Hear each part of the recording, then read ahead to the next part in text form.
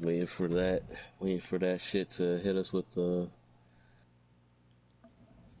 There we go. There we go. There we go. There we go. All right, say something else. We are good. We good. I can swallow a bottle of alcohol. Feel like Goslings.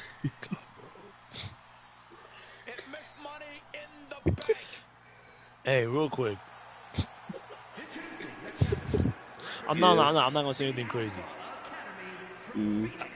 I feel like before you do the intro, let's just start off like this real quick, like our pre-intro. Yeah. All right, hopefully you do me a solid and finish the sentence this time. So twin, niggas from the bottom really like that. If you like that. All right, we good. All right, there we go. Did you just normalize what happened? Yes. All right, we good now. You can do the intro. That's crazy. Oh, that was our pre-intro. That's crazy. Niggas sing Godzilla one time, now he gotta go to Kendrick Lamar. Crazy. You think it's talking out of their neck? Let me stop. Speaking of talking out of your neck, look at Maxine Dupree with the Money in the Bank Championship. That's not gonna happen. Anyway, ladies and gentlemen, welcome back to the... Like we see that happening anytime soon. That's what I said, like that's never gonna happen. Anyways, ladies and gentlemen, welcome back to the Raw Side of the Trenches. I'm your boy with the most joy, Noise Boy. And here we have my boy, my twin, that guy, E. How we doing today, E? Oh, I'm cool, man. I'm cool. Just wish, this show could bring some excitement going into SummerSlam. Listen, I understand, bro. That's literally in the title, like, of this podcast. I didn't even realize what you put for the title today. What did you put for the title today? Look at it, because it's straight facts. Let me see. WWE provides obviously no excitement heading into nah. Absolutely no excitement. None at all. That's the crazy. And you know what's the crazy part for like a show that's been talking about this for months? It doesn't feel like today just didn't feel like a SummerSlam needed show. Like, no, I mean this entire build, it's been cheeks. I've been more excited for Fanatics Fest than WWE right now than fucking SummerSlam. This build has been cheeks, bro. But the card looks fantastic.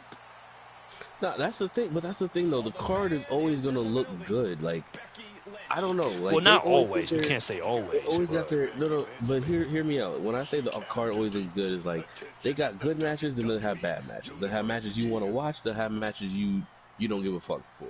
Right, they have matches that's gonna. They have Fair matches point. That's like interesting. Then they have matches that make you want to take a shit.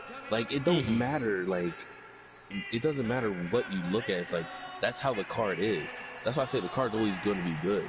My thing about it is that we get the main parts of SummerSlam, right? We understand the main parts. Now we need to talk about the parts of SummerSlam that nobody's really talking about.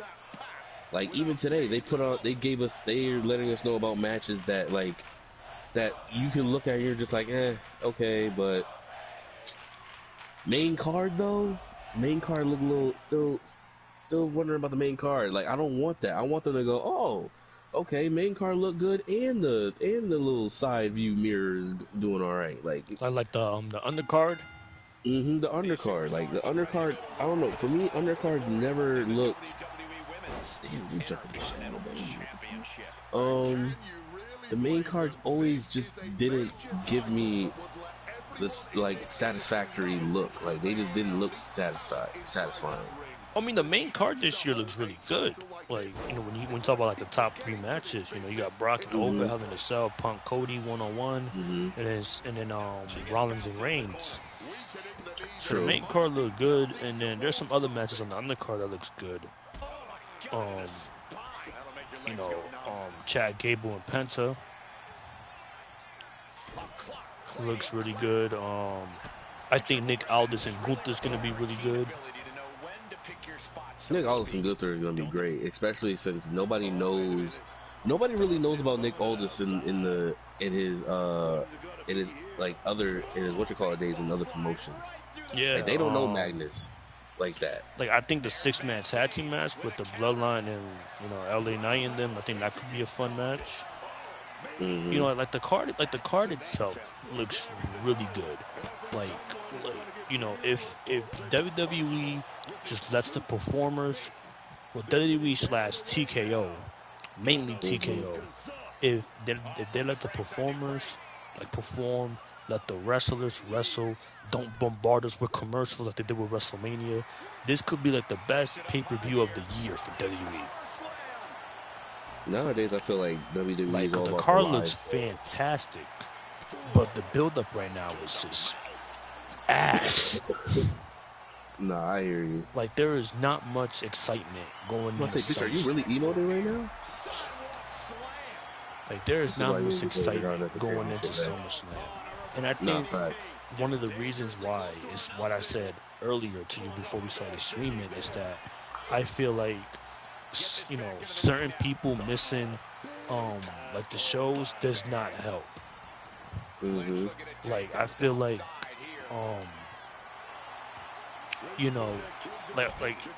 like I told you before, if no matter how many people, but let's go with 2 people, right? If 2 people are having a match at a pay-per-view, right? Pay-per-view, PLE, whatever you want to call it. If 2 people are having a match, man or woman, I feel like those 2 people should be there every single week building up to the match. Because if someone's missing, then what does the other person do in the meantime? And for example, Rollins and Reigns. Roman is not there every single week. He's gonna be there he's gonna be there next week, which is the final Raw before SummerSlam. Him and Rollins are gonna have one final face off before SummerSlam. But if Roman's not there every single week, what do you do with Seth Rollins? Who does Seth Rollins play off of? What does he do? Because his opponent for SummerSlam is not there. So what do you have him do? Yeah. And we saw what they did. That one time Roman wasn't there. He had the little, he came out 2 weeks ago, right? Yeah, 2 weeks ago when they were in Chicago, he came out and he almost, not even almost, I mean, he genuinely put like half the crowd to sleep before LA Knight came out and cut that great promo. Mm-hmm. And then look what they have him do this week, where he's over here super kicking Jacob Fatu. For the fun of it. Yeah, for the fun of it. Okay, don't get me wrong, Rollins versus Jacob Fatu will be a fantastic match down the line. I will definitely love to see those two go at it. But it's okay, is John Wick Rollins facing Jacob Fatu or SummerSlam, or is he facing Roman Reigns? Which one is it? Right. And it's the same thing with Oba and Brock. Brock is not there every single week. So what do you have Oba do in the meantime if he's not facing Brock? Do you just have him talk shit to Brock like he's always done? Or he calls him a bitch, he calls him a coward? You have him do what he did today. He just beat the shit out of JD McDonough within 2 minutes. They have him, going back and forth with Paul Heyman, which is fine. I mean, because Paul Heyman is Brock's advocate, so he's somewhat part of the story, somewhat part of the match. I've seen Paul is going to do what he can to hype up the match, which is what he did today in that little video vignette that they did, hyping up the match. But it's okay, who's over facing at SummerSlam? Is he facing Paul Heyman or is he facing Brock Lesnar? Right. I feel like everyone should be there on a consistent basis, no matter how big or how small the match is. No matter if it's a big time money match, like Oba versus Brock, or CM Punk versus Cody, or Roman versus Seth Rollins, or the smallest match possible, the smallest, like a small time match, a Danhausen versus Dominic Mysterio, which was announced today that they're gonna wrestle each other at SummerSlam. No matter how big or how small the match is, no matter who's involved in the match, they should be there every single week building up the match. Mm-hmm. I agree with you. Because it takes two to tell the story. It doesn't take one. Coming back from the outside now. You know, it's like, you know, another example before we move on. Another example. Remember last year when John Cena turned heel, right, at Elimination Chamber, and then, you know, he was gonna have that match with Cody Rhodes at WrestleMania last year. Yep, I remember that. After that heel turn, which was fantastic, by the way. Obviously, the heel run sucked, but the heel turn was fantastic. We all know that. But after that heel turn, Cena was missing for 3 weeks. Cena did not show up on television for 3 weeks. So for 3 weeks, you had Cody, you know, basically hype up the match by himself, build the match by himself. And it's like, damn, like, you know, it's kind of fucked up in a way, because I get it. Like, Cena had his schedule, and you know, he was only going to be there for certain dates, you know, during his retirement year. But it's like, shit, man. Like, Cody can only do so much by himself. Like, you need Cena to be there to also tell his part of the story. Right. And it's the same thing here with Roman and Seth, where Seth can only do so much by himself. Like, you need Roman there to tell the story completely, to tell the complete story, especially when Roman and Seth has history going back to 2012 when they debuted as the Shield. You know, and I get it. You know, they're showing these little video packages, little vignettes of Roman and Seth history. Oh, here's chapter 1, here's chapter 2, here's the Money in the Bank cash in, here's the breakup of the Shield. I get that, but you know, that can only do so much. My thing about it is this, and because you raised a good point, you know, they can only do so much. If they're gonna keep doing this, right? If they're gonna keep having people miss, like I said, like I said to you before, if they're gonna keep doing that, they might tell people, yo, just don't come in today. Just don't come in, because the thing is like, it's already, like you said, it's already bad enough that they have to do it by themselves. So imagine having to come back. So imagine having to come in and go, okay, I got this promo I gotta do, but the person I gotta do the promo with is not here. You might as well not show up. There's no reason for them to show up. Yeah, but you're forgetting one thing, though. The promotion of the match. The promotion? No, not the promotion. It's the it's like, I'm stuttering my words. It's what if that person has been advertised for the match? I mean, for the show. So it's like, okay, for example, if you say, I'm not saying you particular, but if WWE says, okay, you know, the next Monday night on Raw, you know, you're gonna see Seth Rollins, you know, on the show. Like, Seth Rollins is gonna appear in the show, and then when we get to Raw, Seth Rollins doesn't appear at all. Then some people might get mad at that, because they're gonna be like, yo, that you just told us Seth Rollins is gonna be here, but then he's not here. Okay, that's understandable. Okay, but that's understandable. I'm not saying I'm never gonna. That's not what I'm talking about, though. What I'm saying is that you plan it early, like ahead of time. Like, okay, he's not gonna be here. Okay, he's not gonna be here. But if you're gonna say he's not gonna be here, then you might as well tell the other person, yo, don't come in yet. Don't come in today. Like, I'm not saying like, oh yeah, you know. I'm not saying, oh yeah, you know, blah blah blah. Make sure you got both people. See, now I'm starting over my shit. I'm not saying that if one person's here and the other person can't come, because even though they're promoted, even though they're gonna be told they're gonna be here, I'm saying if you're gonna have one person here, if you're gonna have one person not there, tell the other person, yo, that person's not gonna show up, so there's no point in you showing up. Yeah. like I said, I agree with you, but at the same time, you know, let that be known. Let it be known that okay, this person's not going to be here, then that person's not going to be here. Right. Hey, look, it's Joaquin.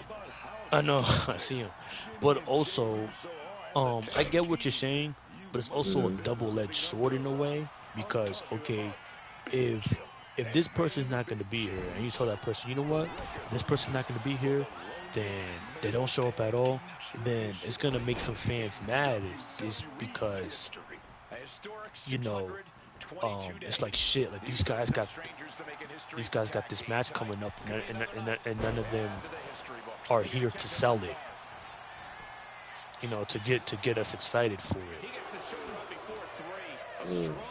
You know, so I say that if both Roman and Seth were not on the show, it's like damn, like these two got this big SummerSlam match, coming up next Saturday, but neither of them are here to at least, you know, promote the match, try to sell the match, and give us some excitement. So it's like shit. Like now, like, you know, how do you expect us as fans to get excited for this main event, which we know is going to be good, but how you going to get us excited for this main event when neither of the two guys who are in the match are not there to give us any excitement? I hear you. But real quick before we get started on the show, I watched Shelter, the Jason Statham movie. Yeah. Ass. Really? Nah, I'm fucking with you now. It was good. Oh. You scared the shit out. I was like, oh shit, that's the first time I ever heard you say some shit like that. No. It was good. I mean, you know, it's like what we said before. It's your typical like Statham movie. You know, that he plays the same character all the time. But you're gonna get some good action out of it. Yeah, that's another thing I was gonna say about that was one thing I was gonna say about action movies. If you keep going into action movies thinking that it's gonna be dope if they have this, that, and the third, it's an action movie, bro. Stop trying to. Nah, it depends though. It depends which one you watch it, because some action movies could really like, you know, add some extra shit to it and make it like, you know, make it feel more than what it is. You know what I mean? You know, it depends on what action movie you watch. But when it comes to Statham, don't get me wrong, I love Jason Statham, but you know, it's the same role all the time. You know, he's working a job, or he's the transporter, he's the beekeeper. But you know, you're gonna get some good action. I thought the movie had some really good action. I hear you. But it's good though. It's good. I think you enjoy it. Like I said, I think you could rent it for $6 on YouTube. That's what I did. Nah.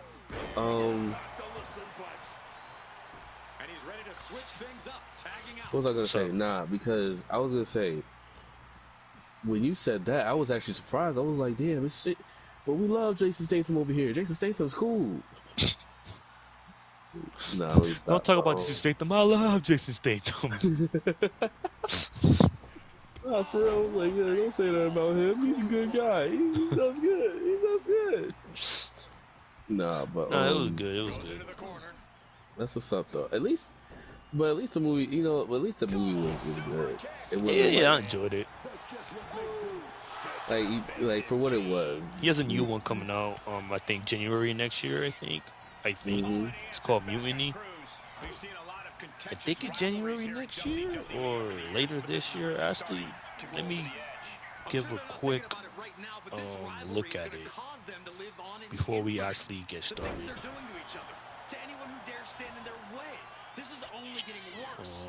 Just give a quick look.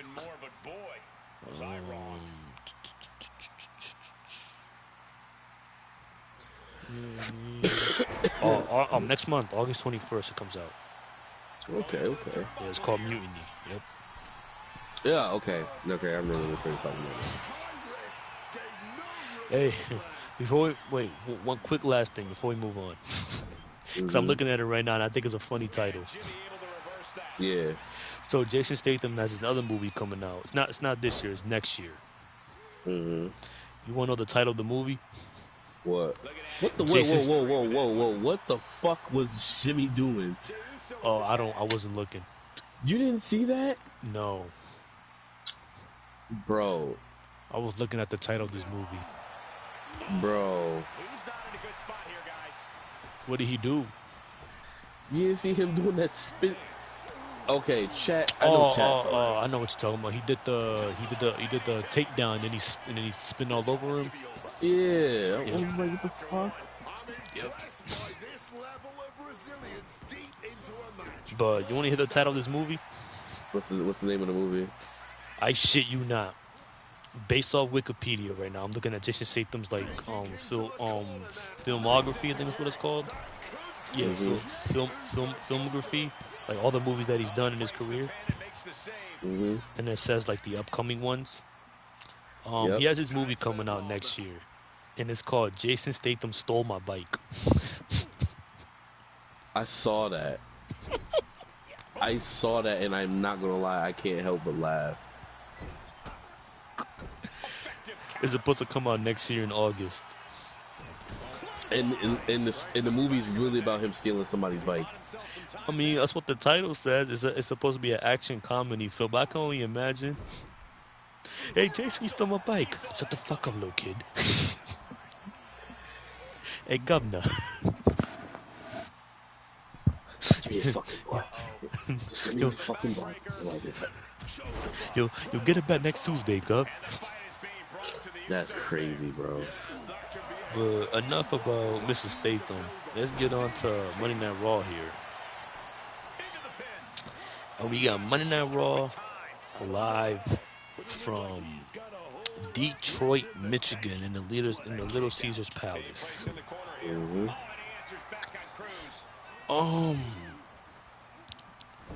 As I said before, I thought this show, in my opinion, I thought this was a good show.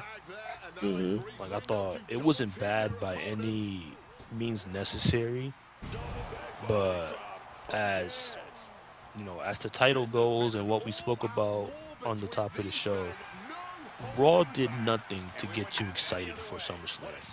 No, not at all. Like, WWE provided no excitement for SummerSlam. Like I said, in my opinion, I enjoyed the show for what it was. I thought it was good. I thought it wasn't bad by any of the means necessary. It wasn't like, fucking deplorable. But if you're looking for excitement going into SummerSlam, you're not getting it here. Yeah, this wasn't it. You're not getting it here. None at all. But let's start off on the top. And I ain't gonna lie, Twin, I don't know about you, but when I saw this scared the shit out of me. That they actually started with a match and not telling us who was here. Yes. Yeah, no, I'm there with you. Like, my soul left my body for like 3 seconds. I said, oh shit. Mm-hmm. We got a match. I thought I was gonna hear Burn It Down. Yo, you thought Burn It Down? I thought we was gonna get some bullshit on some. Yeah, let me go talk to some people. No, they decided today was the day. They was like, you know what? We are not gonna sit here and have people sit here and hear us talk. We came to wrestle, and I was like, oh shit, right? You guys actually came to wrestle. I said, oh shit, Triple H, whatever crack you smoking, keep smoking. Just don't smoke too much of it though. But not too much. Well, I was like, oh shit, we're actually getting a match, and I thought this was good. And the first match, and mind you, the first match wasn't any bullshit. It was Javon Evans. No, it wasn't Javon. Yeah, it was Javon. It was Evans Javon and Dragon Lee versus Division. And I'm not gonna lie, they did their thing. Dragon Lee. I thought this was a good opening match. I don't know about you. I think Dragon Lee's gonna be a future world champion. I see it. I see it coming. See him as a world champion? I see him as a future world champion. Like really, like in the future. I don't know. I mean, I could definitely see him as Intercontinental. Yeah, that too. But world champion, I'm not really sold on that. I'm not sold on that yet, but I could definitely see him as Intercontinental this year. So only reason why I say future world champion, right, is because for one, he doesn't display. He displays a lot of like his wrestling prowess knows no bounds. Oh no, he's a very good wrestler. He's a very talented wrestler. And and even with his like, even if like you say, oh, he doesn't have many mic skills. Yeah, tough luck, he does. But I think what really messes him up is the my fact skills that not everything though.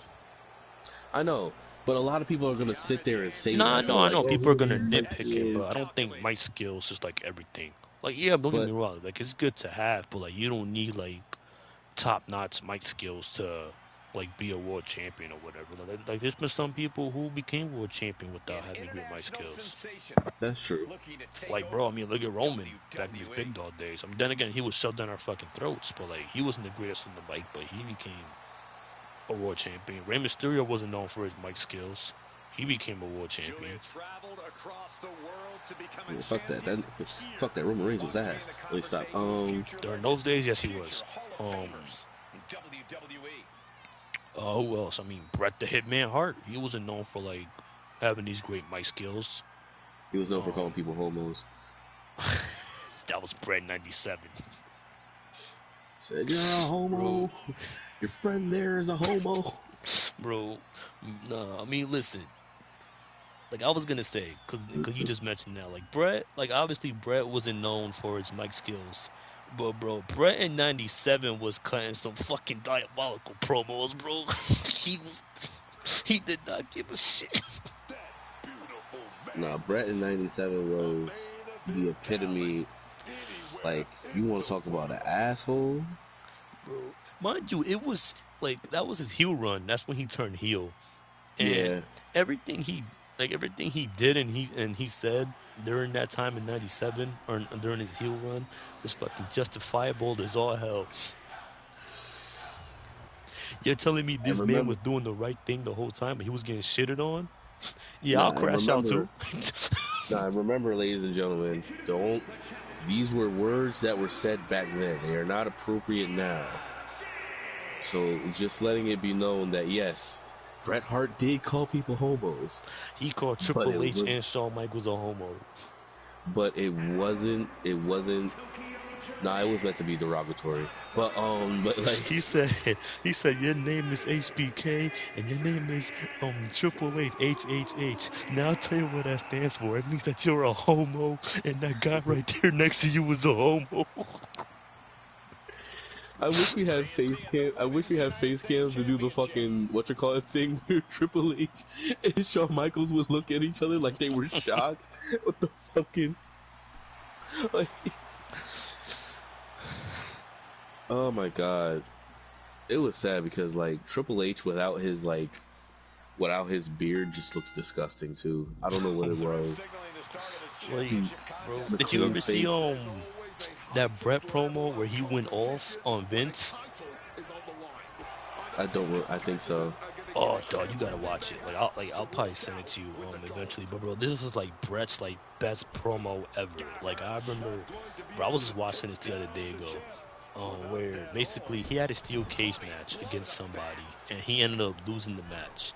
And this is like on a build up towards like his match with Austin on WrestleMania 13 that year in '97, which is one of the greatest matches of all time. But he loses the match, and Vince walked in. Back when Vince was doing commentary, right?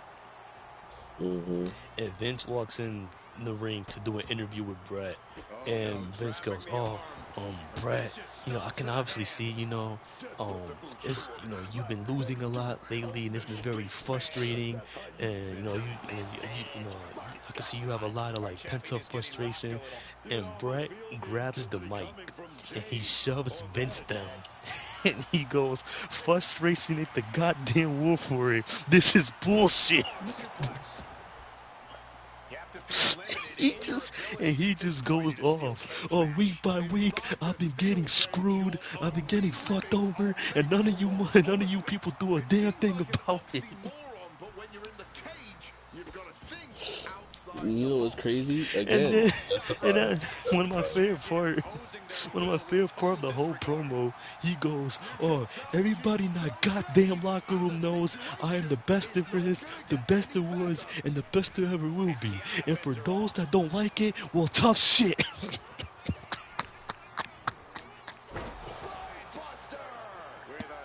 Jesus Christ, bro. And then Stone Cold comes on the screen. He's talking shit to Brett. All he do is whine and complain. When. And then Brett goes, "Well, I see why your name is Stone Cold, cause your balls are cold as ice, and you ain't got the balls to come out."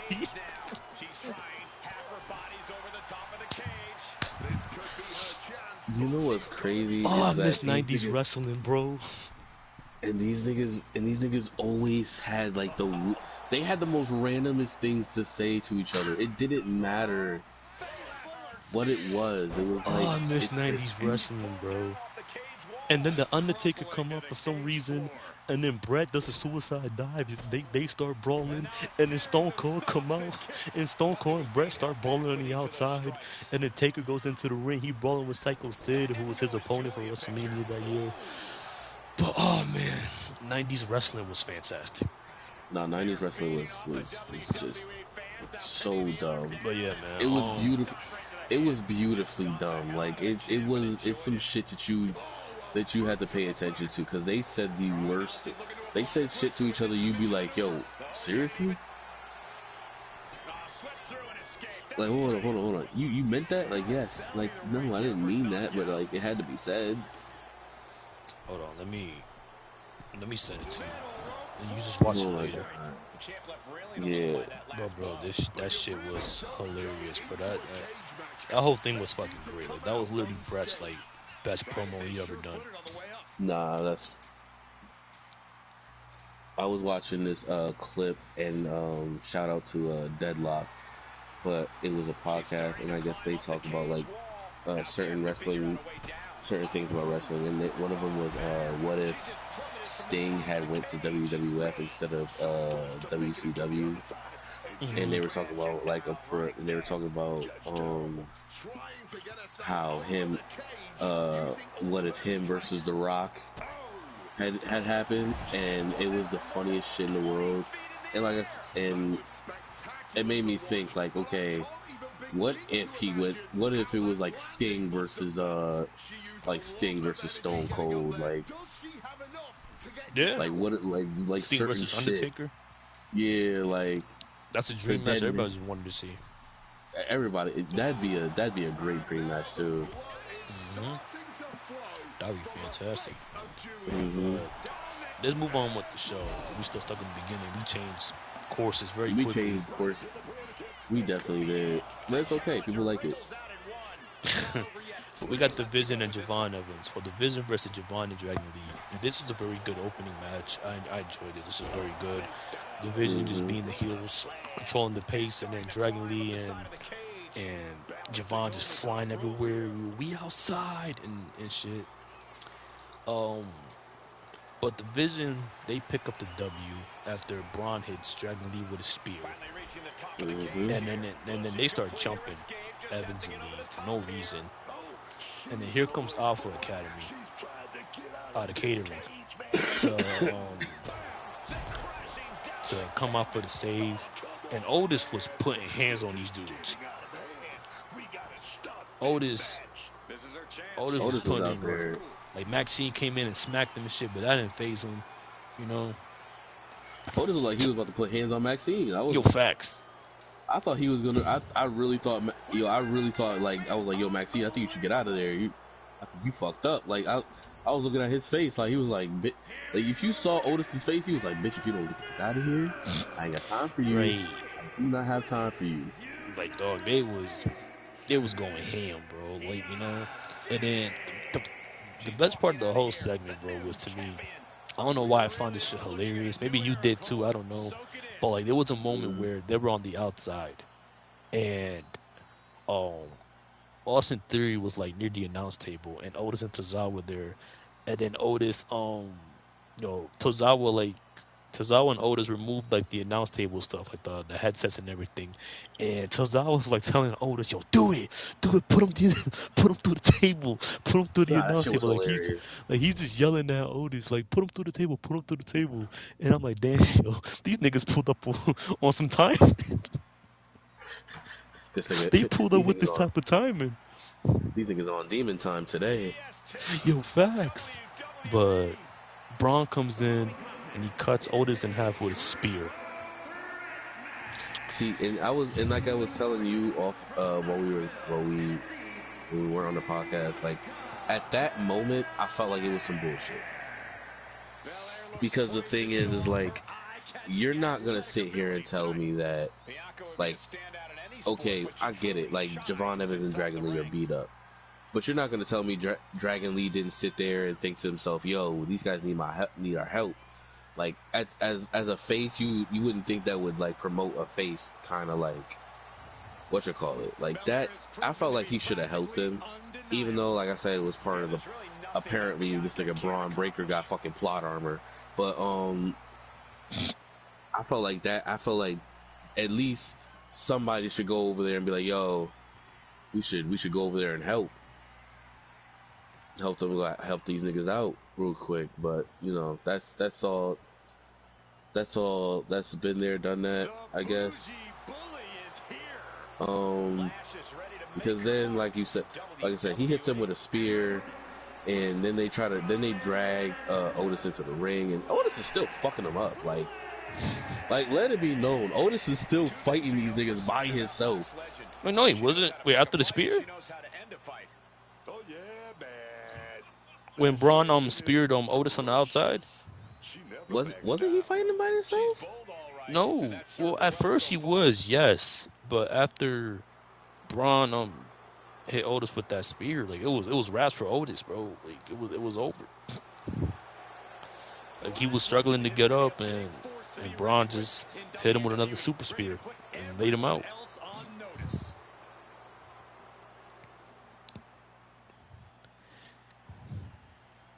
That's what happened. Oh shit! All right, I'm wrong. Never mind. I'll take back what I said. Yep.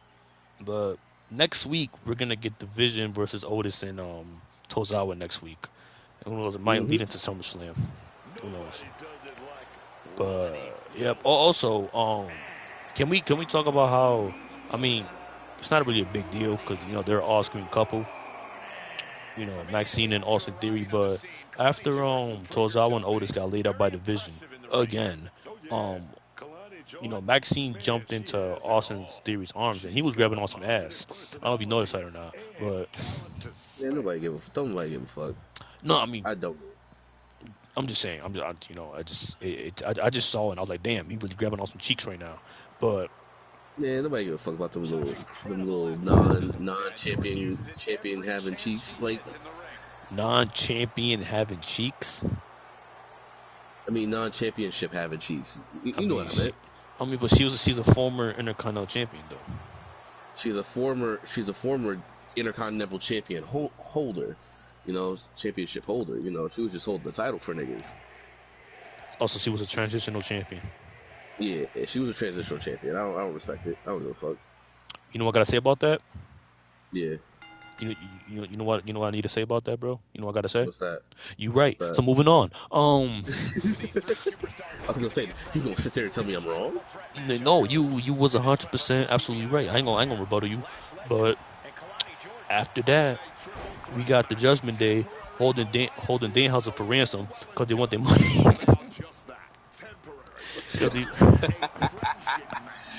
Which I think is the most stupidest segment too.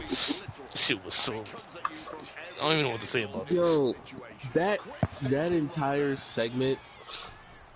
Oh my god, bro, that shit was ass. Like, bro.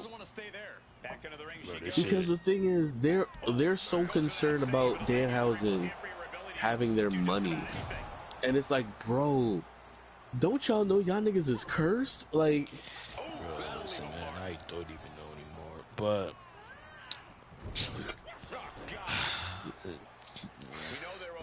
I mean, this led to a SummerSlam match, but yeah, a SummerSlam match that we didn't even. It could be entertaining. I can't wait till Liv Morgan loses their championship. It will happen. Like it just let it happen, so we don't have to see. And also, fuck Corey for saying that bullshit too. What he said when he sat there when they were having the when they were doing their thing and fucking what match was it?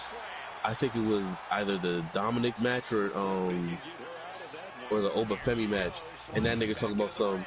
Oh yeah, I'm gonna just sit with the greatest women's champion of all. Like nigga, who told you to do that? That was a Dominic match. Who told you to do that?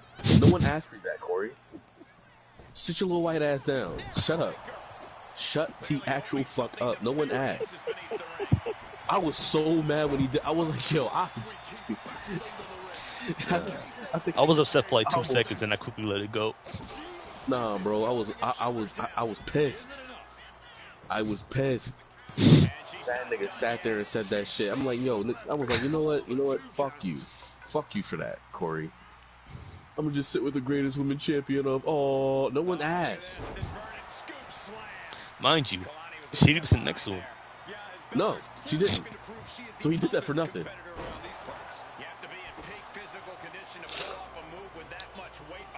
Did that for absolutely nothing. That's what you call being an N-word. Like shit like that. That's what you call being an N-word, right? Being a who? Being an N-word.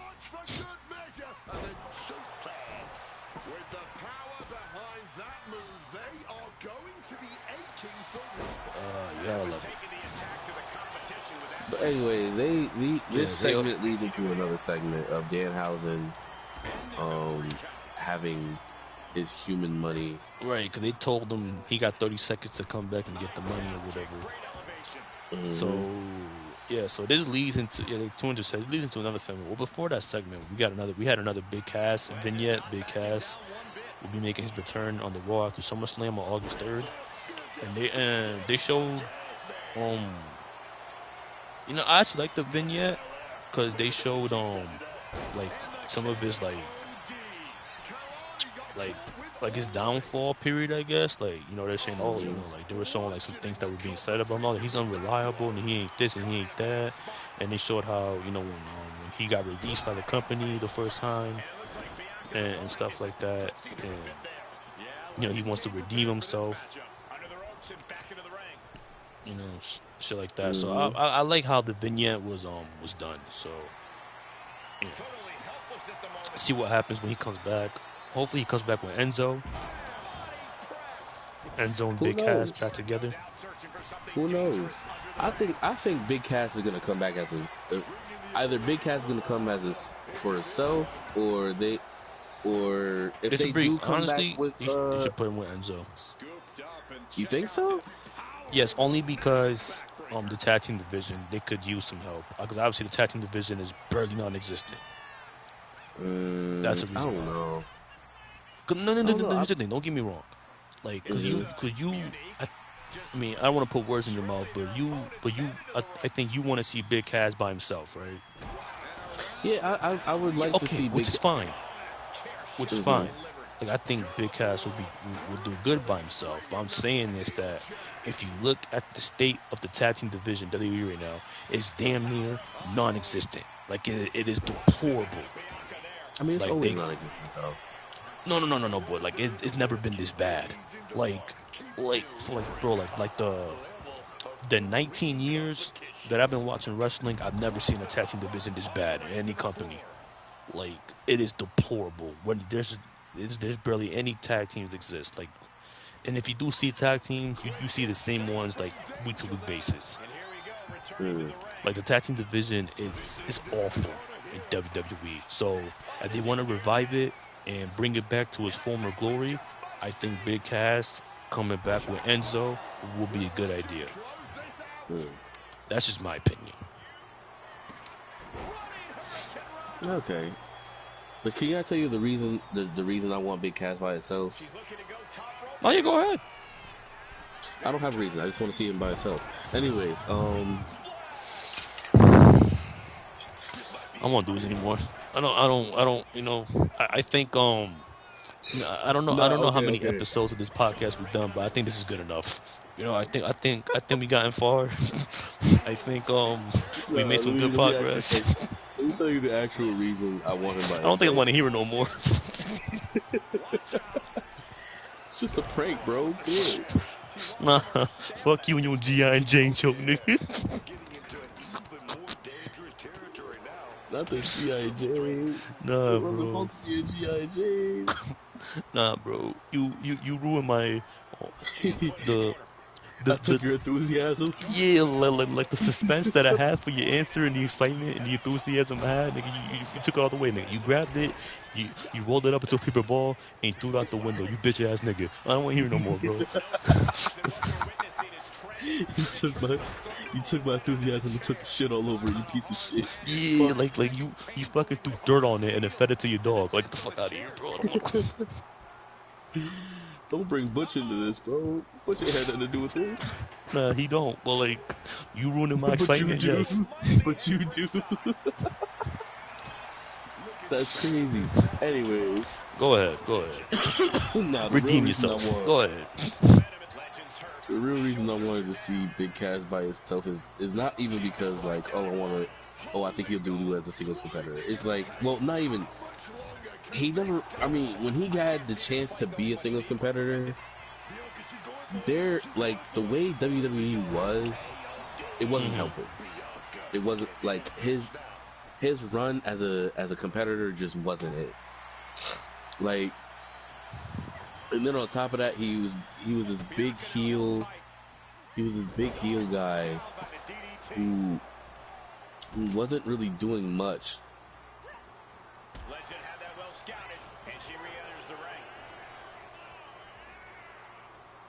He was this big heel guy that wasn't doing much at the time. So it was almost like watching.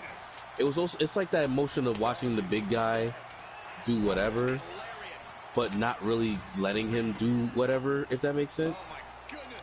I mean, I don't know if I could say like letting him do whatever. I just think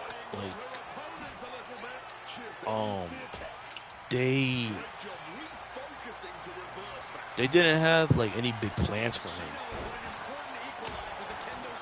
Like from the way that I remember it, like his previous singles run, right? Is that what you were talking about? Mm-hmm. His last singles run, right? When he broke up with Enzo the first time, when they split up? Yeah. Okay, because I was kind of distracted by watching this match. My fault. I'm being a bad co-host. Why was you distracted by... Oh, okay. No, honestly, Lil they're having a good match over here. I ain't gonna lie. Oh. What you thought it was? Because Bianca Belair? Nah, I just thought, three beautiful women on the screen. You were distracted by three beautiful women. Oh, let me stop. You was the one distracted. How am I the gooner in this situation? Because you thinking like that I'm thinking negatively, you know. I still don't want to do this anymore. Now, let me stop. Just fucking leaves. I'm not doing this no more with you. But I just feel like they never had any big plans coming out of like his heel turn.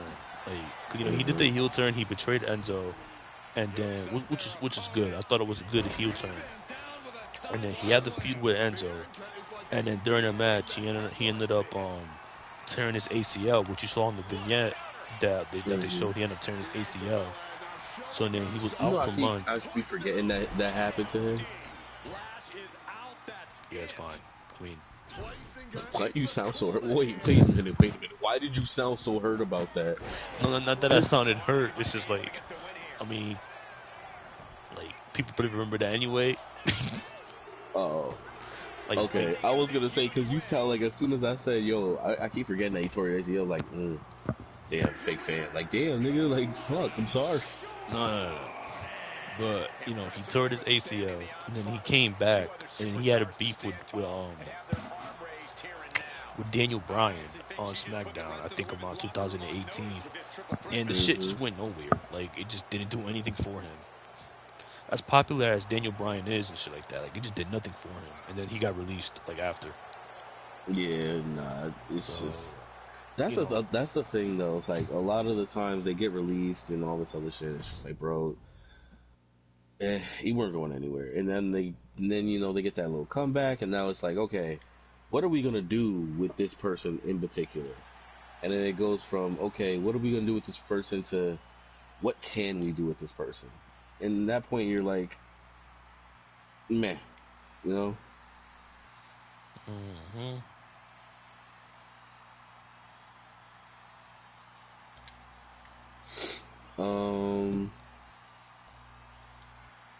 We're still on the first part of the match, right? No, we're on the segment with Danhausen, because Danhausen came out.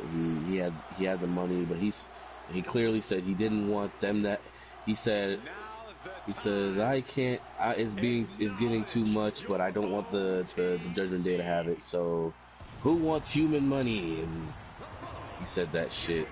And as he says that, and people are about to get, they about to get food for their groceries. Judgment Day, being as selfish as they are, come out and they like, bro, that money is ours. And he's just like, bro, y'all don't gotta do this, because if in case y'all forgot, y'all niggas are cursed. Y'all still cursed. Like on mamas. Y'all still cursed. And then they kind of was just like, fuck it. So they go jump him and grab the money anyways. And they go to jump it, and as they're jumping him, an unexpected ally comes out, and it is none other than our boy Joe Hendry. Which I didn't expect to come out, but I guess Joe Hendry's just being a very, Joe Hendry's just a chill guy. It'd be better if I had the sound effects thing and I could just play the chill guy meme, but how the fuck do you like this, no show? Anyways, so Joe Hendry helps, and they have their little moment, and now Liv Morgan and Dominic took the briefcase. Well, the bag. They have the bag full of human monies, and and they go and they're just like, you're so stupid, da da da. And I don't know about you, but in my head, I was already thinking to myself, watch that be nothing but watch that have nothing that has to do with money in there. Like, not a single thing of money is in that bitch. And it's a straight counterfeit. And I was right. There was nothing in there, because the next segment is even more hilarious, because they're arguing with Adam Pearce in the middle, and Danhausen is trying to get the briefcase back, and Joe Henry's kind of like defending, and Adam Pearce is like, listen, this has gone on long enough. They have the money. He's like, yo, he's like, this is long enough. This makes no sense. You guys are doing too much.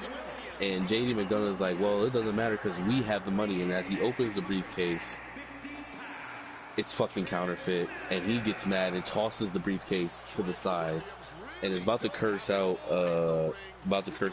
Danhausen. But everyone's warning him about who he tossed the money aside to, because it wasn't Dominic, it wasn't Liv, it was Oba Femi, and Oba doesn't like shit getting tossed at. So you just see this scared little Irishman. I'm like, oh, this is your bag? No, it was Danhausen. Danhausen? No, he threw it at you. Which was funny to me, because it didn't matter who it was. Somebody was gonna get that ass whooped. He just turned. He was just like, "Yo, who is this? Your bag?" He's like, "It's actually Danhausen. Danhausen, this is your bag." He threw it at you though, and he's just like, "Oh, that was the funniest segment of that was the funniest shit." And he's like, "You know what?" He's like, and Adam Pearce makes it official that we are gonna have a match between JD McDonough versus Oba Femi happening immediately. Yep, and we get Dom versus Joe Hendry later on. Later on the show. Because I don't know about you, but I believe You believe? I believe in Joe Hendry. Well, I believe that this match wasn't even a match. It was just Oba whooping this man's ass. It wasn't. This was a straight.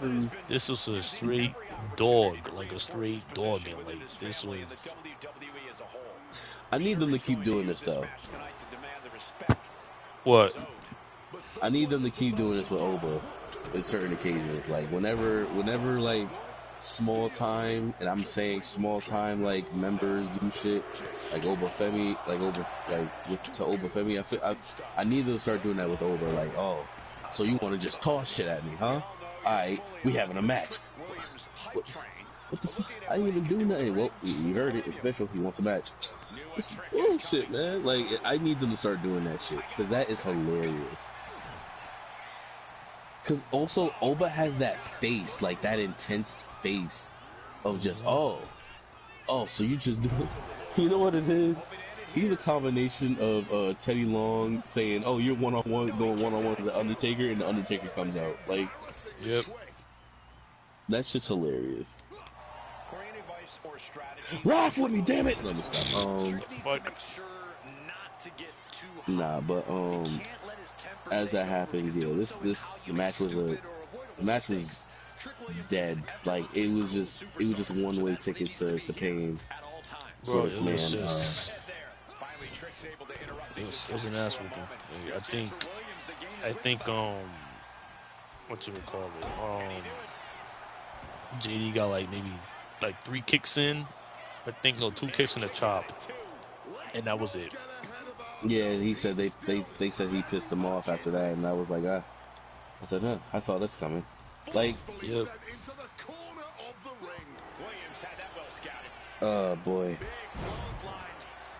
And after that, the next match was Oba says, no more games and no more running all this. Say it to the camera. He says no more of this fake money business. The real money is at inside Hell in a Cell. Yep, inside Hell in a Cell. I'll see you there, Brock. Which was a good little what they call it? Not a pinch, but this is word for it when they do something small, but it has a big outcome. Pitch. I'm gonna say a pitch. Fuck it. I'm gonna say something else, but I don't want to say it. Cause there's a there's a word for it, but the word I'm looking for is right there. Yeah, I'll figure it out at some point in life. I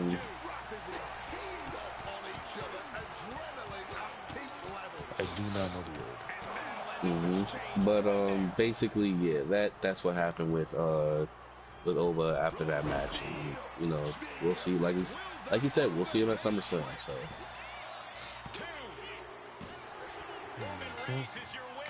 And then next, we got Solo Sikoa comes out through the crowd, and he gets into the ring, and he calls out Mr. John Wick Rollins. He wants to have a chat with him, and out comes Rollins, and Rollins is like, all right, what's the plan here, bro? Like, if you're gonna fight, we gonna talk. And Solo's like, listen, bro, I just want to talk. I don't want to fight. I just want to talk. You know what I find really funny about this? So, I'm sorry. No, go ahead. Can you imagine Solo looks at this man and goes, "You always want to fight somebody. Just talk once in a while." Damn. It's like, we get it, bro. We get it. We know you one of the greatest. Like, calm down, bro. But yeah, this happens, and basically, they, as always, because the plan is to make sure that he survives, is that Solo wants Seth Rollins to join him in this little crusade of fighting the bloodline. Wait, say that again? Solo's trying to have John Wick Rollins help him with his crusade of join the bloodline by helping him with Roman. Yeah.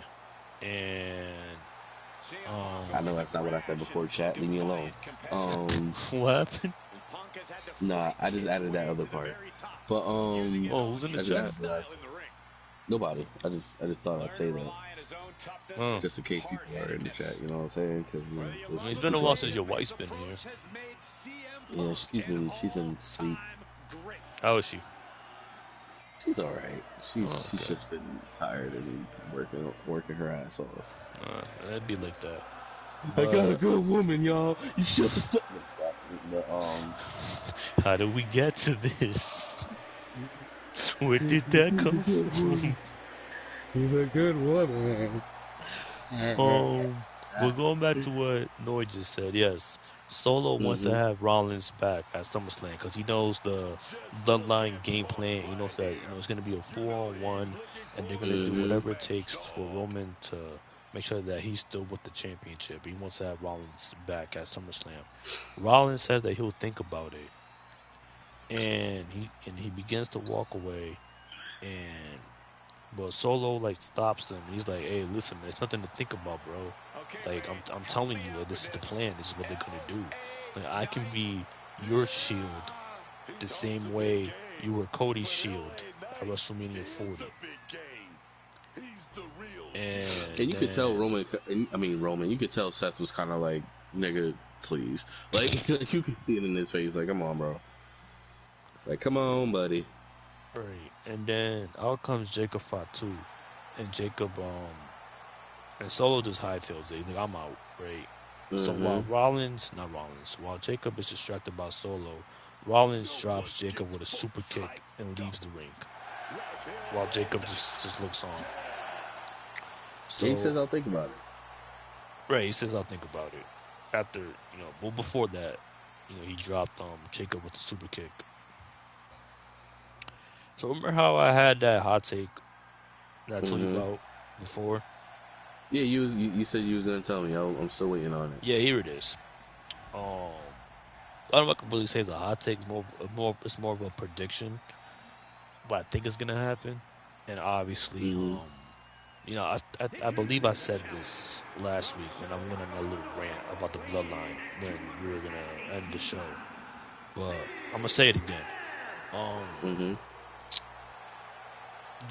All of this right now, what you see what's going on right now, between the bloodline and shit like that, this is gonna lead to War Games in Survivor Series in Houston in November. Oh yeah, no, most definitely. I can already see it. I said it in my head too. It's gonna be. Yep, I can already see it. Yep, it's gonna be Roman, the Usos, Jacob. So that's 4. Possibly Zilla. I think Zilla is gonna. If people don't know Zilla, Umaga's son, who's very good. Son of the late great Umaga. Supposedly he signed a contract with WWE. He's gonna be, WWE soon. If I were them, I'll put him on NXT first before the main roster. But they want to put him on the main roster right from the get-go. It ain't really my decision to do so. It's theirs, but he could. I was gonna say, he could be part of it. And then obviously on the other side, you're gonna have Seth Rollins, Royce Keys, Solo Sikoa, LA Knight, and someone else. It's just you can just tell this is gonna lead to War Games. You can just tell. Like, it ain't nothing new. Like, that's the part I don't think a lot of people understand. It ain't nothing new that they have certain plans for certain people. Like, it's nothing new. Like, you could tell when they're gonna have like plans for people for War Games, or they're already building stuff up. Like, it's nothing new. The problem that we have is that it's very predictable. It's so very predictable, and I don't care for it. Yeah, like we're not gonna sit here and like, it's like gaslighting someone. Like, they're not gonna sit there and let you gaslight them just because you can. Like, it's like, bro, we know what's going on. I hope I'm using, I hope I'm also using that word right, because the past few weeks I've been feeling like I haven't been using that word gaslight right. But that's just beyond. That wasn't meant for y'all to hear. Y'all ain't hear that. Yeah, you can just tell. My issue with the War Games too, that I get it, like they want their stars and shit like that, but like, bro, if you notice, like, since they brought War Games to the main roster in 2022, it's normally been the same people. Yeah. Like for example, right? Like, hear this out. Hold on, let me just kind of real quick.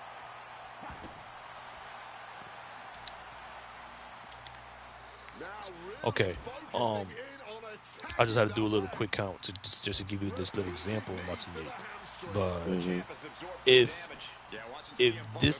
we are correct, and this is going to be the War Games match, right, for November Survivor Series, which is Bloodline versus Team John Wick Rollins and them, right? If Jey Uso was a part of this match, which most likely he will be, this is the plan. This will be his 5th straight War Games match. Oh my God, it really will be his 5th straight. Yep, being for real. It will be his 5th straight War Games match. Oh, why did you remind me? Fuck, I forgot. Because he was in 2022 when they first brought it to the main roster. When it was Bloodline versus the Brawling Brutes and Drew McIntyre and them.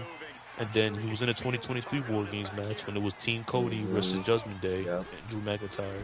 And then he was on the 2024 War Games when it was Bloodline, OG Bloodline versus the new Bloodline. And then he was there last year when it was him and Jimmy and Roman, Punk, Cody versus Division. Yep. And then if he's on War Games this year, if this is the plan, and obviously if this is the plan, he's going to be on the team, he's going to be in the match, this will be his 5th straight War Games match. This will be Roman's 3rd straight War Games if he's in this match. Now I get it, like, it will be new for Royce Keys and LA Knight, because this will be their first War Games match. But the point is that it's normally the same people over and over again in these War Games matches. You're not wrong either. That's the sad part. In these War Games matches, it's normally the same people.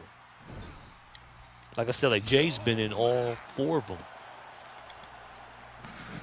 Jay has done nothing but War Games. Oh my God. I mean, he won 3 in a row at one point. He could have won 4 in a row if they won last year. I was gonna say if he didn't do that bullshit on top of the ring. Don't get me started with that, bro. It's still stupid.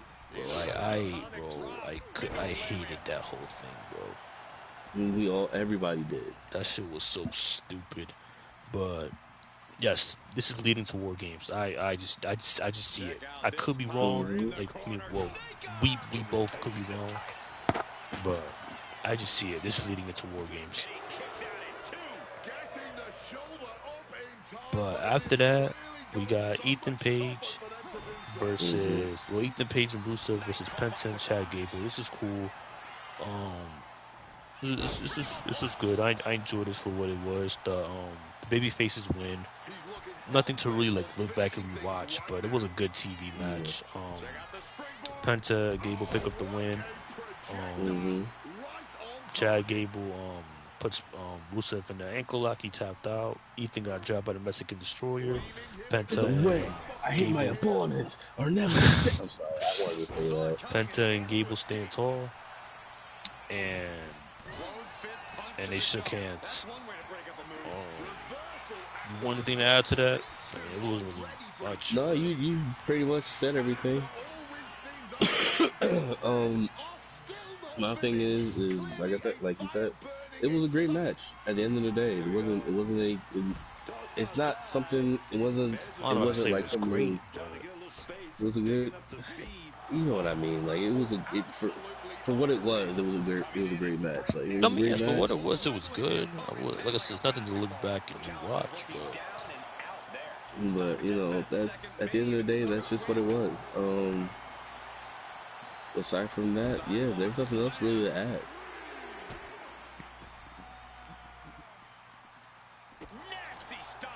Anyway, what's the next segment that happened? I forgot to mention it earlier. Well, no, I mean I kind of did, but they were showing the history of Roman and Seth. This was chapter 4, the first encounter. when they faced off at Money in the Bank 2016, all those years ago, with Seth won the title off Roman, and then Dean Ambrose cashed in on him, which led to that triple threat at the following pay-per-view, whatever, between all Shield members. They did a chapter 3 earlier in the show when they were talking about the heist of the century, the cash in. I'm tired of them talking about, bro. Okay. I was waiting for that. I'm so tired of talking about that shit. What the heist of the century? I hate that shit. I hate that shit. I mean, it's part of their history. No. I know it's part of their history. Here's my issue with it. I don't want to hear it 1,500 times. I don't care anymore. It was good when it was good when it happened, you know. But bro, like, let it, like, okay, I get it. I stole the moment. Like, and then on top of that, they bring it up every time they get next to each other. Like, it's almost like a magnet to these two. It's like, bro, I get it. I get that he stole his moment. I get that it was a heist of the century. Stop telling me about it. For me, just stop telling me about it. It's really annoying. That's like if I told you every day. That's like if I told you every day, yo, I got a tattoo on my on the knuckle of my toes. Like, you'd be like, bro, why you keep telling me this shit? Why on that specific spot? Because now you understand how I felt when you were talking about other shit. Just know you were doing some shit too that was aggravating me. Anyway, what did I do? You know what you did. Don't tell me it's about the toes. Yeah, it was about the toes thing. But anyways. Well, too bad, nigga. Let me stop. Nigga, what you said? No, not the Thule. Oh, my bad. We all good, bro. I'm sorry. I apologize for my outburst. We good, bro. We good. I'm sorry. Oh shit! I almost shit my pants. I heard the Thule. Shut up. Anyways, but it's just, that shit is so annoying. And I don't know. For me, this whole thing about, you know, them. This might be the last time that we get to wrestle each other, and then they do this shit, and I'm just like, bro, I get it. You guys been in the business for a while. You guys deserve to be remembered. We'll remember you. Just shut up. Just stop. You know, I don't know. To me, it's kind of stale. It's gotten stale for me. I mean, I get it, because they mentioned it so many times, so. Mm-hmm. No, I get where you're coming from. Yeah. I get where you're coming from, but, what happened after that? Oh, we got John Wick Rollins backstage with Jacob, and he's teasing him, because he knows that Jacob he wanted to hit him for the super kick, but he couldn't because Roman put him on strict orders that he cannot, lay a finger. He could not lay a finger on him until before SummerSlam. Yes. And then Jacob sat there and said I still find this funny. Jacob comes up and said, hold on. I know where you're going, but before that, Roman, Seth was like, oh, what, when he beats Roman at SummerSlam, will he get the title and Roman's, bag boys? And then, bruh, that shit's hilarious. And then what Jacob said? He was like, from what he said, he was like, yeah. He said, yeah, I was told not to touch you. But if there's anything left of you after SummerSlam? Anything left of you after SummerSlam? I'm gonna beat your ass! I don't know what made him yell, but that shit was hilarious. No, the funny thing is too. When you watch it back, number one, Seth had to blink real hard to make sure saliva and get in the nigga eyes, and then second, like, his hair flew back, like. You can see Seth was like, "Oh God!" Like, Yeah. Well, damn. I didn't know it was that deep. I barely even know you. That man Rollins was like, "Oh, you're about it," as the people would say. Right. Oh man, that's funny. But after that, we got Paul Heyman sitting on a chair and he's hyping up the Hell in a Cell match between Brock Lesnar and Oba Femi. And he said that they asked him not to use the word violence. But how can he sell the cell without talking about the violence that comes with it? And he starts, hyping up the cell, all this structure, it alters careers and stuff like that. And Heyman goes on to say that people think that Brock's undefeated streak inside the structure is gonna end. He's only 2-0. It ain't nothing that special. But I love they bring up this streak as if like the they couldn't Undertakers. have any more Hell in a Cell. Yeah, like it's not that big of a streak. Like this man's like fucking 18-0 or some shit. Like, bro, he's only been in 2 Hell in a Cell matches and he won both. And both of them were against the Undertaker. Like, I was gonna say, if we were talking about anybody in a Hell in a Cell, it should be the Undertaker. Right, he's been in most of them. Mm-hmm. I think him and Triple H, they have like the record. They've been in most of them. For some reason, everybody wants them niggas in Hell in a Cell. Oh man! But he said that his streak is not gonna end, and that Oba has had the greatest rookie year in WWE since Brock Lesnar back in 2002. But it's all gonna come to an end. Well, it's gonna come to a violent end inside Hell in a Cell at SummerSlam by the hands of Brock Lesnar. Mind you, a quick fun fact. I was just thinking about this earlier. I don't know if you know this. I don't know if you know this or not, but this is only the second Hell in a Cell match to take place at SummerSlam. The first one was SummerSlam 2008 with Edge and the Undertaker. Yeah. And then this is the second one, if I'm not mistaken, because I don't think there was any other Hell in a Cell matches before that. I don't think so.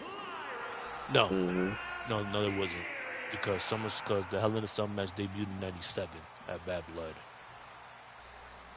So there was no Hell in a Cell match at SummerSlam in '98 or '99, anything like that. No. So yeah, this is the second ever Hell in a Cell match in the history of SummerSlam. Oh boy. Yep. After this, again, we get another Chapter 5 between Roman and Seth, back together again when the Shield came back all those years ago. Like I said, shit that we already know about. And then we get Dom Mysterio versus Joe Hendry. This is okay. Liv was out there causing distractions, and Danhausen came out power walking like fucking Vince McMahon, just to get hit by Liv. And then later on, he comes out again with his fucking Mario Kart tank with Io on there, and Io's, taking care of Liv, and she hit her with a crossbody. And then while the referee is distracted, Danhausen drops down with the Triple D's in the words of Michael Cole. The name of his finisher, the Danhausen Death Drop. Joe Hendry, who was flabbergasted and out of sorts when the DDT that Dom gave him, just covered Dom 1, 2, 3, and he gets the victory. Bro, I don't know about you, but going back to the non-excitement of SummerSlam. This Io and Liv shit is like number 1 right now, bro. This shit has been boring. I'll admit it. It's just simple paint by number stuff. Like, they're doing nothing like out of the box. You know what I mean? like to build up this match. It's just been simple, paint by numbers shit that you've seen before. Or the 3-on-1 assaults and the numbers game, and then Io has to get her lick back and shit like that. Like it's just the most simplistic stuff. Yeah. For me, it's just the fact of we already got, like, for one, they've already showed us, like, Io Sky's apparently weakness. Like, oh, she got a bad leg. Right. Alright, we get it. She got a bad leg. How many times has Io come back and used her know-how, even though she had a bad leg? Like, oh god, her leg is messing up on her. Oh no! And then she goes up to the top rope and does the same shit over and over again. Yeah, she's gonna fly regardless. Right. Like, if she really had a bad leg, she wouldn't be wrestling. Not even she wouldn't be wrestling, but like, she wouldn't be sitting there doing what she's doing right now. Bro, like, she came out and did a whole springboard drop kick. Right. And did the two tip ups, did the emote, and then like got on the apron and hit a crossbody on Liv to take her out of the match, out of the equation. Like, I get it. Like, I understood where they're going with the whole leg thing. It's like to give Io like a disadvantage going into the match. So then, when she makes her comeback in the match and eventually she wins, because I see her winning. Like the crowd could get behind her, and she pulls off this like amazing victory on Liv, and she wins the championship. Like, I get all that. I understand that. But at the same time, like, you have a point. It's like, what's the point of like telling this story, I guess, of like Io having a bad leg? Well, she's just gonna fly around regardless. I get where you're coming from. I understand what they're doing, right? Like I just said, I understand like the story and the build, like the story going into the match and her on the leg and stuff like that. I completely understand that. But at the same time, I also get where you're coming from, because you made some valid points there. But my main issue with all this is, it's just what I just said. Like, the build up towards this match, it's the most simplistic, most paint by numbers shit. Like, there is nothing out of the ordinary about it. They're doing nothing outside of the box. It's just the most simple, most basic shit. Nope, you're absolutely right. Which is fine sometimes, and sometimes it's not. You're absolutely right. And that's the sad part. It's like, you're not wrong with feeling that way, because it's like, bro, you guys aren't showing it. Like, you're showing us that these two are gonna fight, but it's like every day. Like, okay, for instance, my problem is, Io Sky doesn't have really good English like that. Like, we all know. So it's not hard for her to do a promo, but it's hard for her to do a promo. Then you pair her, then Liv Morgan, every time she's out there, they're out there. The Judgment Day. Yes. So it's like, no matter what you do, you know what's gonna happen. Io's gonna try to promote and say something. And Liv is gonna bring her buddies. Like, it doesn't matter how you do it. That's the outcome. I don't know. And the thing is, John Cena even said it. They have programs for wrestlers to, learn a language. I'm not saying that, like, Io needs to learn quickly, but at least show us that, give her time to show us that she's learning. Because that's something that could definitely help her. Especially nowadays, is like, she says the same shit over and over again. In certain cases.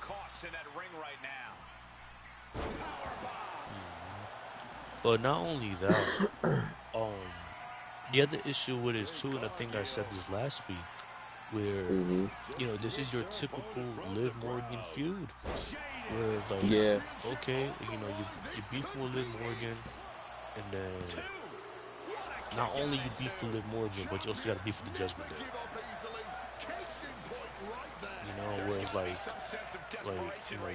you gotta have a match with Raquel, you gotta have a match with Roxanne, and stuff like that.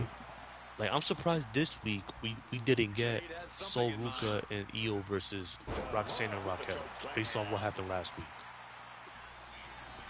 I'm surprised we didn't get that match, because I was assuming it was gonna happen based off what we've been getting in this feud so far. But yeah, man, I mean, let's see what they do next week. But oh my God, bro, this is the most simplest, most boring build-up. Like out of all the build-ups, to the SummerSlam, like this is like the most boringest one, bro. And like the thing is, I'm a fan of both ladies. Like I love Liv and I love Io. Both of them are great in their own right. But like, bro, this is fucking just unforgettable. Like, hopefully the match is able to cap it off. Hopefully they go out there and they have a really good match at SummerSlam. But godly, man, this is the most unforgettable shit I've watched.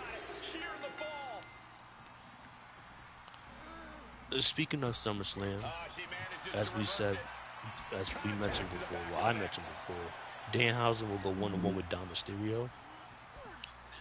That was announced today. And also, they announced some things for next week.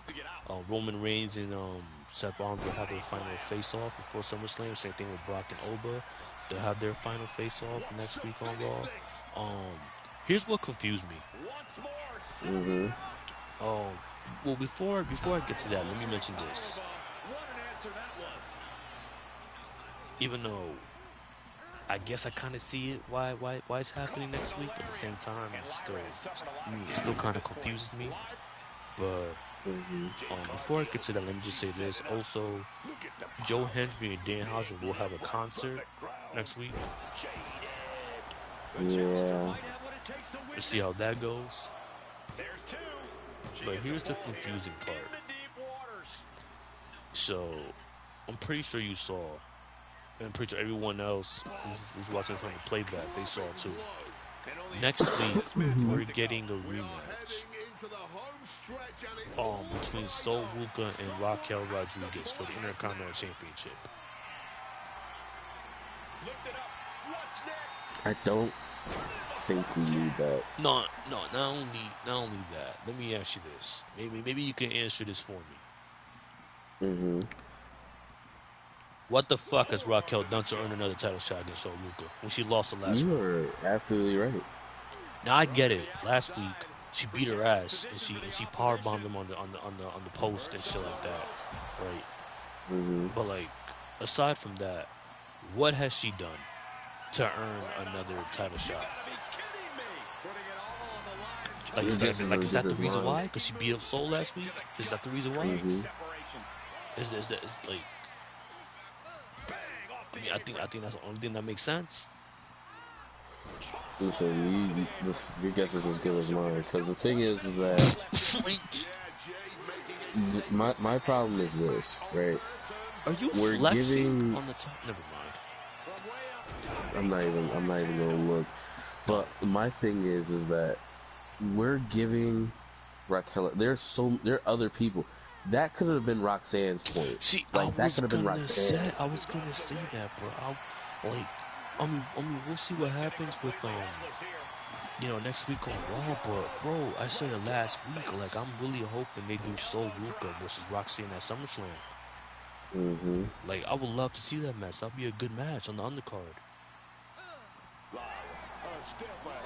There's a possibility Sol Ruca might not even be on the fucking show. Yeah, and that's the thing that aggravates me. It's just like there's people you can give this to. Like, just stop doing the shit that you're doing sometimes. Like,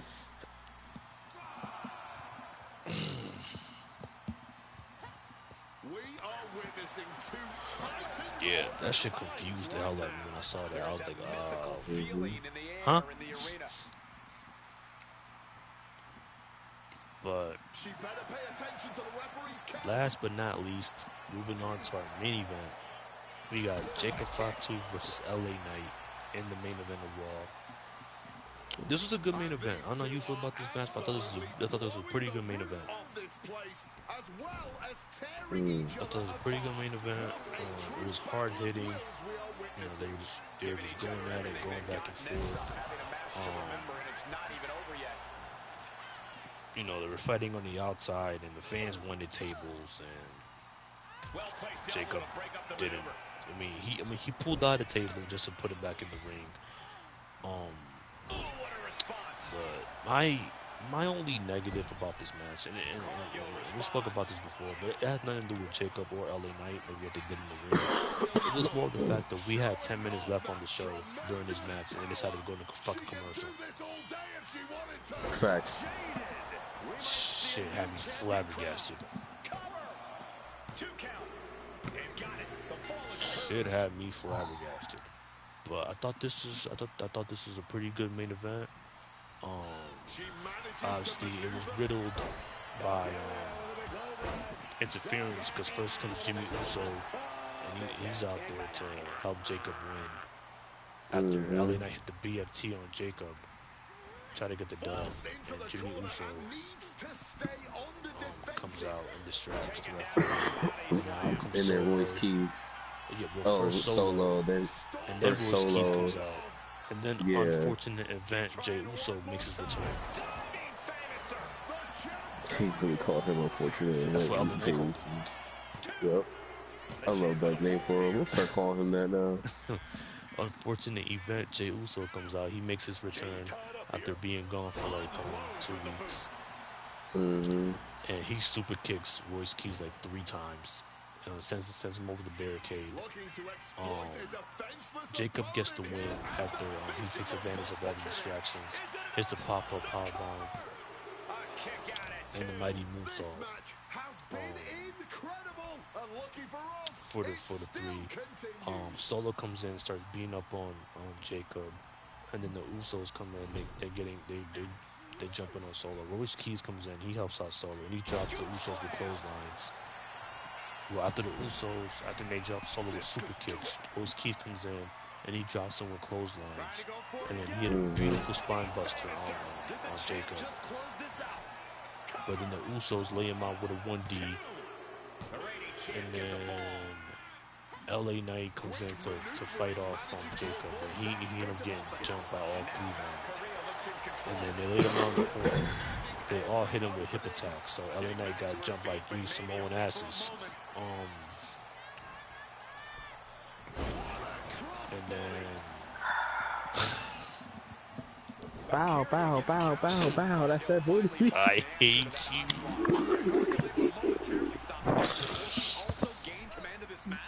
Oh shit. Oh my god. It's so stupid though. These niggas all 3 of them did a hip attack. They look like the fucking Death Riders when they try to do that fucking bullshit. What's their song? Dun, dun, dun, dun. I don't know and I don't care. Like, it's just, oh shit. Bro, every time I hear the Death Riders theme song on AEW television, bro, I grown depressed. Also, you can answer this question. Is Gabe Kidd part of the Death Riders? No. No, right? No, he's more of an associate. I swear that he... No, Gabe Kidd was never... I know that's New Japan, kinda, but like, he's like... He was saying shit, I'm like, is he actually part of Death Riders or not? Like, what the fuck is up with this kid? No, he was just like an associate. Like, whenever John Moxley needed him to do something, he'll come out and help him out.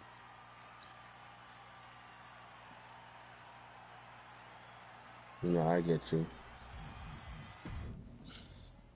I just thought I had to ask, because He was sitting there saying that shit, and I'm kind of Wait, just like, honestly, no, you're right. He is part of Death Riders. bro, he is? Yes. Oh, shit. Yep. He is. Does it matter? No. But No, not at all. but he is. Yep, he is.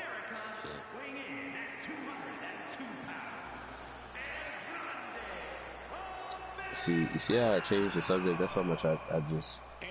The Judgment Day, the Bloodline shit, I'm kind of just like... I'm somewhat over it. For the Bloodline stuff? Yeah, I'm somewhat over it, because it's like, no matter what we talk about, it's like, it's the same shit over and over again. It doesn't matter how you put it, it's the same shit. Like, it's either you're against the Bloodline or you're with them, and half the time, most of the people that are against them always either lose over some, oh, we're family and we're strong. It's like yeah, whatever. Nobody asked. Like, just let it go. I don't even care. But aside from that, the match was good. I fucked with it. No, yeah, sure. I thought it was a good main event. I like what happened after the main event. The brawl between the two groups.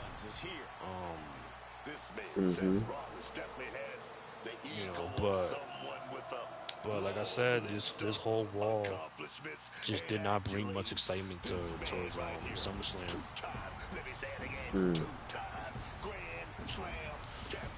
Yeah, no, it didn't bring much to SummerSlam. It was kind of. It did not. It did not bring that much excitement to SummerSlam. I mean, some stories were progressed, yes. Like the whole Vision stuff with Otis and Tozawa, and we got unfortunate event Jey Uso coming back and stuff like that. But like I said at the top of the show, if you were looking for some kind of excitement going into SummerSlam next Saturday, no. Yeah, don't watch the show. Congratulations. You're not gonna get any of it. You're not gonna get shit. Yeah. You're not gonna get worth a damn. Yeah, nah. And let's be honest. Hopefully they do something. We're gonna get most of the excitement probably next Monday. That's the last day. I hope That's the so, last day. bro. I mean, it's the last Monday. The last Raw before last Raw before SummerSlam. So I would hope so, bro. Yeah. Shit. There's no excitement next week, bro. We're fucked. Yeah, you're right. We are fucked. But yeah, that's it. We covered everything. We covered some extra stuff. What was the extra stuff? We were just talking about SummerSlam and just talking about extra shit. All right, yep. But yeah, that's it, y'all. Yup. We gonna end it right here. We're gonna end it right here. Sorry about that. Texas a lot. Go ahead. Thank you guys for tuning in to this Monday. As you can see, Twin and I are tired as fuck. We are back on our regular schedule. Am I happy about it? No, I'm not happy about it. But you know what? As long as me and Twin are on the same page, that's all I care about. Because we're on the Raw side of the trenches, so that's how we do it. This is how we get things done. But yeah, tune in. Like I said, Tuesdays or Wednesdays. I'm not going to actually giving service announcement to my streams. I'm not going to be streaming for a while because I cannot see. I am blind right now. Oh, yeah. I have lost. Yeah, I lost my glasses in a Motionless in White concert. I decided to be in the mosh pit, and the mosh pit said, "Fuck you and your glasses," and fuck you and your eyesight. Fuck you and your eyesight. They were happy for me to see the concert. They just wasn't happy that I had my glasses on to see it. So, that being said, until I can see, you will not be seeing me for a minute. But letting everyone know that I still love y'all and I will be streaming. That always catch me Tuesdays and Wednesdays when I am able to see. And catch that guy E on Thursday on Thursdays. Wow, Jesus fucking Thursdays. Yeah, Catch E that. if I do stream, I probably should. It's been a while since I streamed. Mind you, bro, there was a Mm-hmm. time where I was on a break from work. You know, I had like a little week off, and I had all the time in the world to stream. Uncharted, and I never did.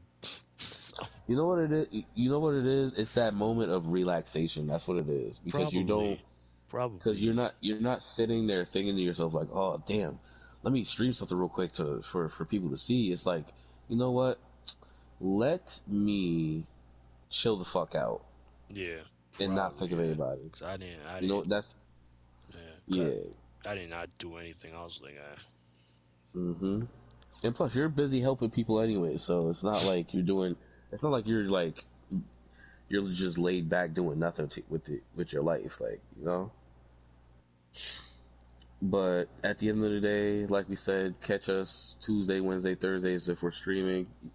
When I get my glasses back, I will be streaming again, and we'll catch you guys. We'll catch you guys on the next one. Thank you for joining us. Oh, I'm stupid. Forgive me.